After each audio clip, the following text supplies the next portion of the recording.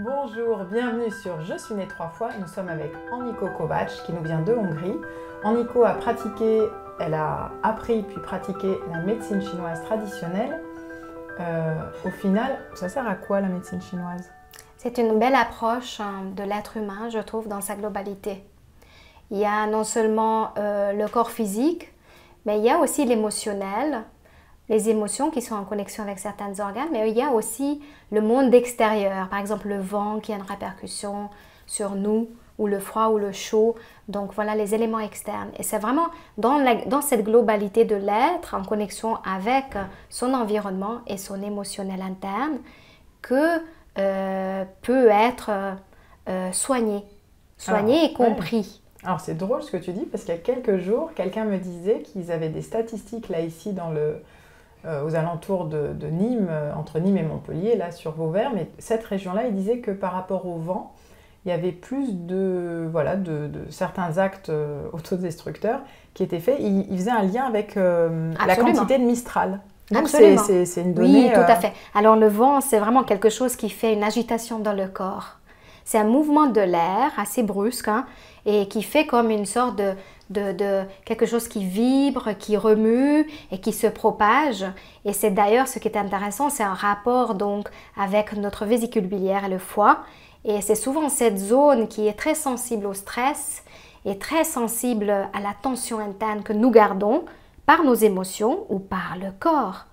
Et donc en fait, quand il y a du vent comme ça et quelqu'un a déjà une colère interne, c'est ce que la médecine chinoise dit aussi, il y a vraiment le feu, le yang du foie et de la vésicule biliaire, il y a une expression qui fait ressortir, qui fait remonter la bile, c'est comme quand il y a vraiment la bile qui remonte et qui donne comme une aigreur de l'existence qui fait que voilà, ça explose. Donc ça fait été-feu plus vent égale oups.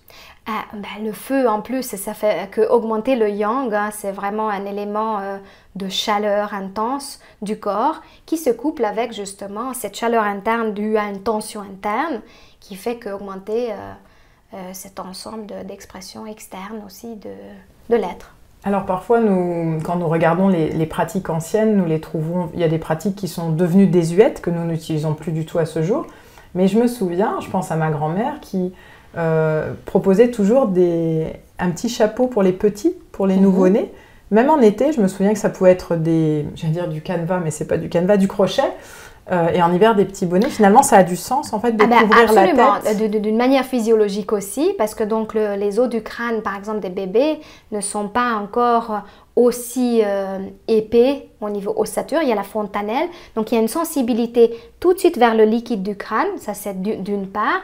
Et de la part de la médecine chinoise, nous avons quand même un point culminant ici du méridien gouverneur, c'est le point 20, c'est comme une cocotte minute en fait, ça fait éliminer, c'est le plus yang du corps, qui est en connexion avec le haut, avec vraiment le soleil, et quand on tapote dessus, des fois on pourrait même éliminer un trop plein de colère interne ou de stress, qui finalement ça relâche.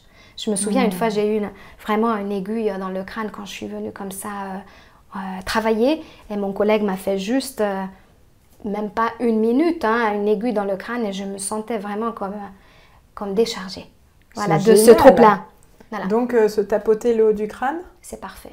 C'est parfait? C'est parfait. Et la base du crâne, c'est très intéressant peut-être pas de tapoter, mais ça peut être très intéressant. Mais la base du crâne, vraiment en dessous de ces deux bosses, vous avez la vésicule biliaire 20, à 2 points en symétrie, qui sont aussi des points de tension dus à vraiment cette position de stress et qui font aussi qu'en massant, du coup, ce trop-plein qui ne circule pas dans le méridien de la vésicule biliaire qui se chemine comme ça, qui commence au niveau de la tête d'ailleurs, c'est aussi un méridien yang qui va descendre jusqu'au doigt de pied.